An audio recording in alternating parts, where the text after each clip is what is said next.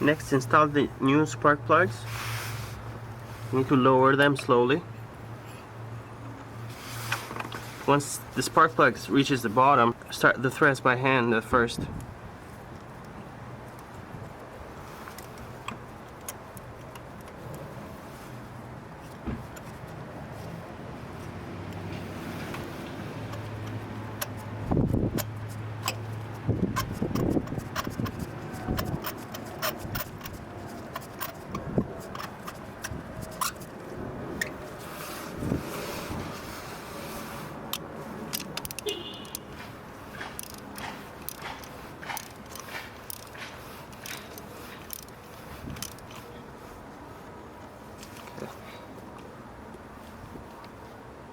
Now you want to just tighten them a little bit. If you have a torque wrench, this is, as a last step, you will check them with a torque wrench.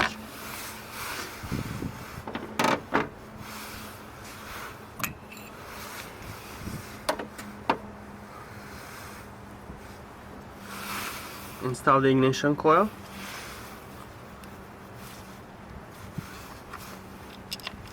And the 10mm bolt.